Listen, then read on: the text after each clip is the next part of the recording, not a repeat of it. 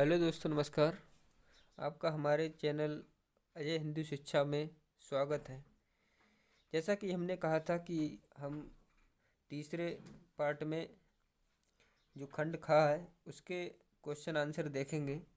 इसमें हम आज की जो वीडियो है इसमें हम सिर्फ बहुविकल्पीय प्रश्न और लघु उत्तरीय और अति लघु उत्तरीय ये प्रश्न देखेंगे, क्योंकि खंड खा के हैं भूगोल वगैरह इनसे।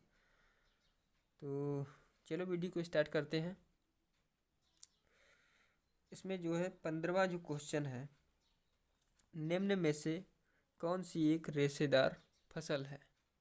तो 4 विकल्प दिए गए हैं। पहला कॉफ़ी, जूट, जौ, रबड़।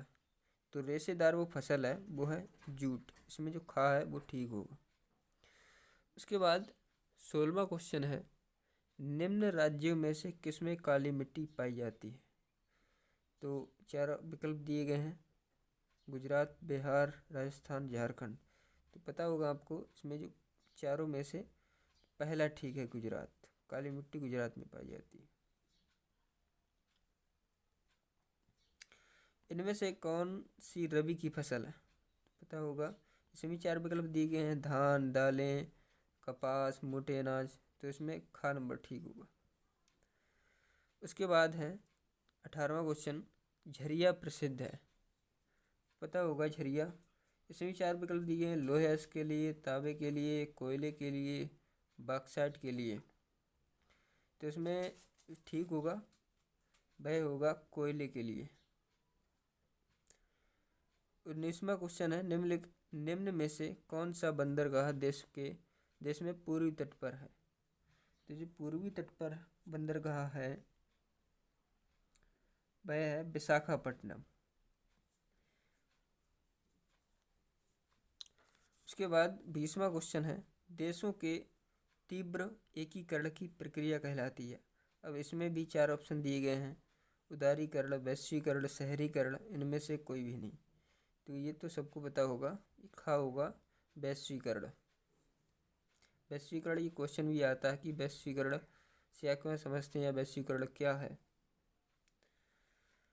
अब हम देखते हैं अति लघु उत्तरीय प्रश्न। उन्होंने गलत कर दिया यहाँ पर, अति लघु उत्तरीय नहीं लिखना चाहिए। इसमें पहला जो क्वेश्चन है 21वां, जैव संसाधन और अजैव संसाधन क्या होते हैं। जैसा कि हम जानते हैं कि जैव संसाधन ऐसे संसाधन जो जैव मंडल से प्राप्त होते हैं, जिनमें जीवन होता है, जो लिविंग होते हैं, ये जैव संसाधन। फिर भी मैं आपको दिखा देता हूँ इसमें उदाहरण सहित। जैव संसाधन ऐसे संसाधन जो जीव मंडल से प्राप्त होते हैं, जैव संसाधन कहते हैं। इसमें और भी जोड़ सकते हैं कि जिनमें जीवन होता है, जो सजीव होते हैं। जैसे उदाहरण भी दिया है, मनुष्य, पशुधन, वनस्पति एवं जीव आदि। कहते कोयला एवं पेट्रोलियम को जैविक स्रोत के रूप में माना जा सकता है, क्योंकि ये जीवित रूपों के क्षय से बनते हैं। ये आपको नहीं लिखना है। उसके बाद अजैव संसाधन ये नहीं डालना है। ऐसे संसाधन जो निर्जीव वस्तुओं से बनते हैं, जिनमें जीवन नहीं होता है, वे अजैव संसाधन कहलाते हैं। जैसे मृदा, धातुएं, चट्टानें, ये हो गई। अब हम अगला प्रश्न देखते हैं।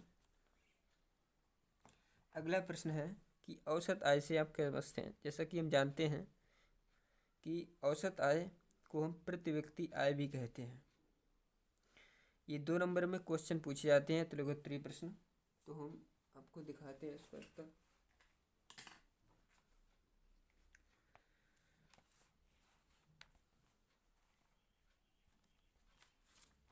इसका उत्तर है कि औसत आय देश की कुल आय में से जनसंख्या को भाग देकर निकाली जाती है। औसत आय को प्रति व्यक्ति आय भी कहा जाता है। मतलब देश की कुल आय को यदि जोड़ा जाए और कुल जनसंख्या, देश की जो कुल जनसंख्या है उससे आप डिवाइड कर दें, तो हमें औसत आय या प्रति व्यक्ति आय पता लग जाएगी।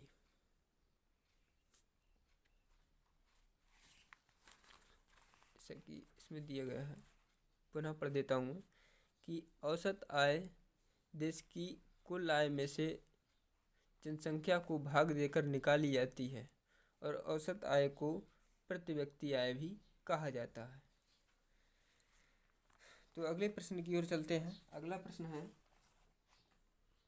कि सकल घरेलू उत्पाद जीडीपी, ये वेरी इंपॉर्टेंट क्वेश्चन है, हमें वैसे भी इसे पता होना चाहिए इसके बारे में। तो जीडीपी हम देखते हैं, सकल घरेलू उत्पाद।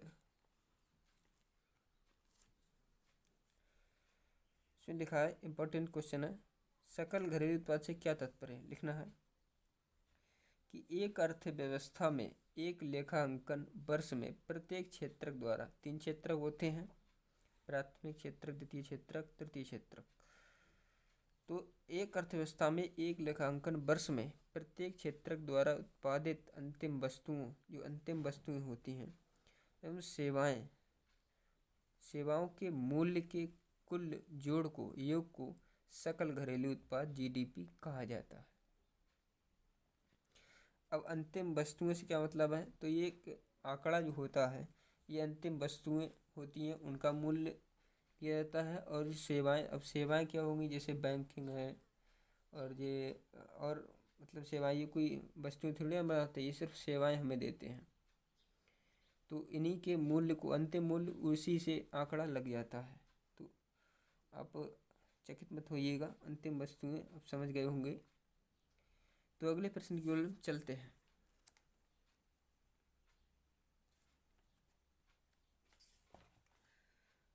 अब हम लघु उत्तरीय प्रश्न देखेंगे। इसमें 24वां क्वेश्चन है, भारत में लौह अयस्क के उत्पादन पर संक्षेप में लिखिए। उसके बाद अथवा में भी दिया गया क्वेश्चन कि खनिज क्या है, और संक्षेप में उत्तर दीजिए, ये भी देखते हैं। ये 3 नंबर के हैं क्वेश्चन, आप चाहे एक कर दीजिए, मैं आपको दोनों बताऊंगा, लेकिन परीक्षा में आपको सिर्फ एक ही करना है। तो हम देखते हैं उत्तर। भारत में लौह अयस्क के भंडार मुख्यतः झारखंड,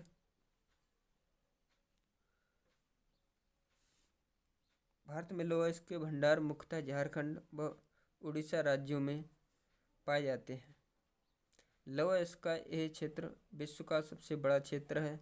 भूगर्भवेत्ताओं के अनुसार भारत में विश्व के 16.5 लौह अयस्क के भंडार सुरक्षित हैं।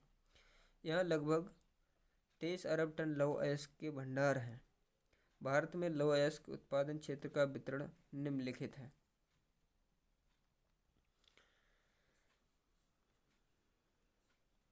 तो आपको है तो वैसे कई, तो आप प्रमुख लिख देना है 2-3।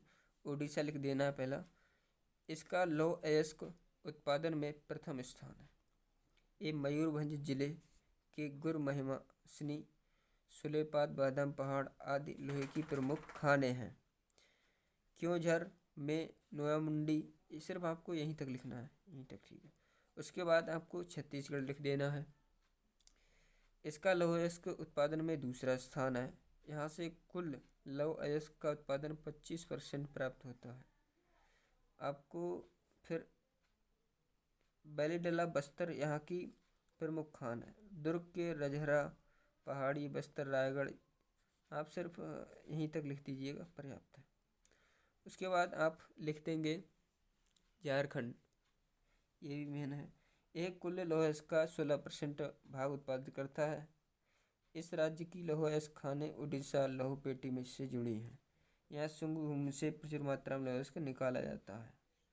यहाँ से लौह अयस्क की सर्वोत्तम किस्म मैग्नेटाइट, हेमेटाइट निकलता है। यहाँ सिर्फ यही 3 मतलब लिख दीजिएगा, इतने ही सफिशिएंट, पर्याप्त है। तो हम अगले प्रश्न की ओर बढ़ते हैं। अगला प्रश्न है कि खनिज क्या है, संक्षेप में उत्तर दीजिए। तो बहुत अच्छा प्रश्न बोलिए। खनिज हमें प्रकृति द्वारा प्राप्त एक तत्व है, जो कि हमारे जीवन में काफ़ी उपयोगी है।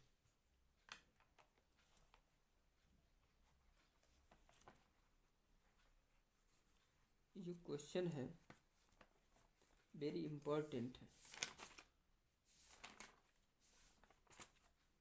लौह अयस्क,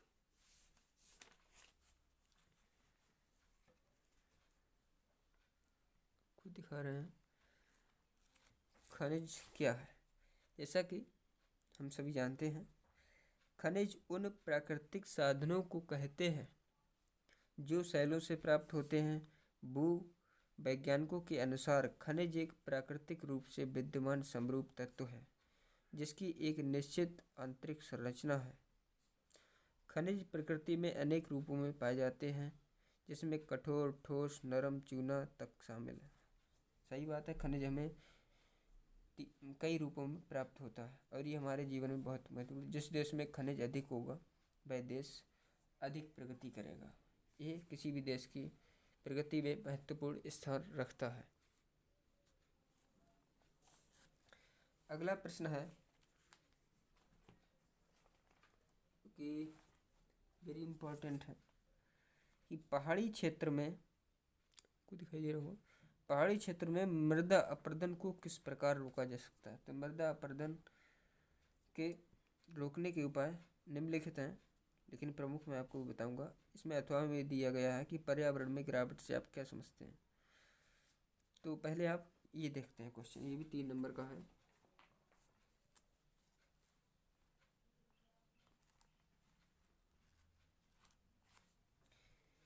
कि मृदा के कटाव उसके भाव की प्रक्रिया को मृदा अपरदन कहते हैं। पहले तो आपको इतना लिख देना, उसके बाद नंबर डालकर आपको लिखना है। पहला लिखना है, पर्वतीय ढालों पर समोच्च रेखाओं के समानांतर हल चलाने से ढाल के साथ जल बहाव की गति घटती है, इसे समोच्च जुताई कहा जाता है। उसके बाद लिखना है दूसरा, पर्वतीय ढालों पर सीढ़ीदार खेती बनाकर अवनालिका अपरदन को रोका जा सकता है। पश्चिमी और मध्य हिमालय में सोपान अथवा सीढ़ीदार कृषि काफ़ी विकसित है।